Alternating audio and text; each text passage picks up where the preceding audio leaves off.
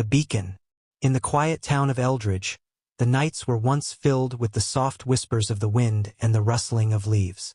That changed one fateful October night. It started with a strange light pulsating in the sky, flickering like a distant star.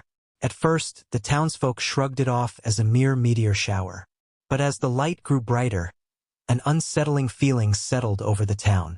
Children began to have nightmares, and pets acted strangely, hiding in corners or barking at unseen entities.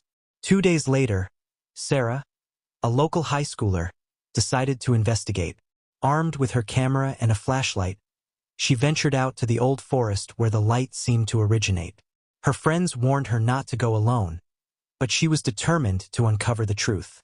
As she entered the forest, the trees loomed like silent sentinels. The air grew thick, and an eerie silence enveloped her. Suddenly, the light erupted in front of her, revealing a massive, oval-shaped craft hovering just above the ground. It pulsated with a low hum, casting an otherworldly glow. Sarah felt drawn to it, her heart racing as she approached. The light intensified, illuminating strange symbols etched into the craft's surface. A door slid open with a hiss, and she stepped inside, compelled by an overwhelming curiosity. Inside, she was met with a sterile environment. Walls shimmered with an iridescent sheen, and the air smelled of ozone.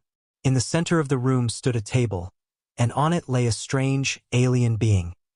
Its body was long and thin, covered in translucent skin that glowed faintly.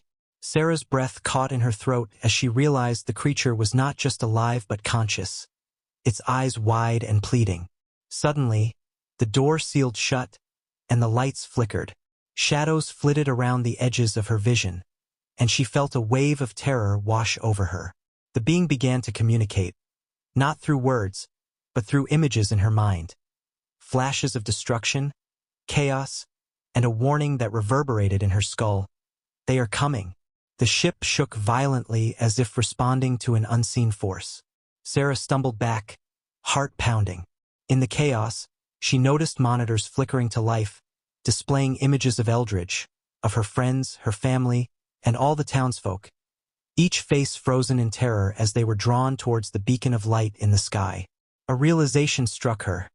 The aliens were not just observers. They were harvesters. The light had been luring people into a trap, preparing them for some unknown fate.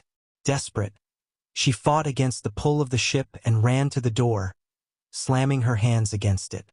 With a surge of adrenaline, she pushed through, finding herself back in the forest, but everything felt different.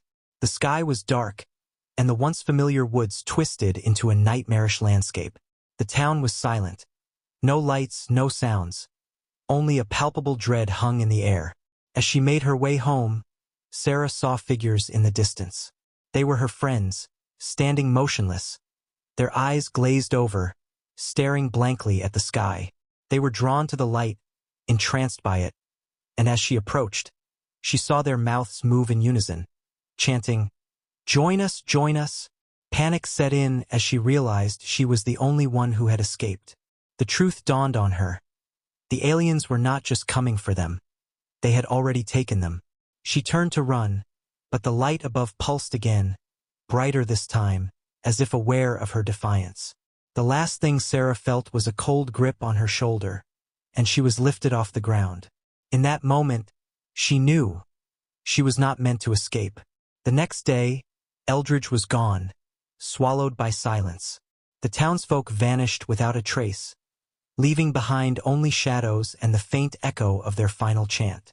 And somewhere, high above, the craft hovered, waiting for the next unsuspecting soul to be drawn in by the beacon's deadly glow.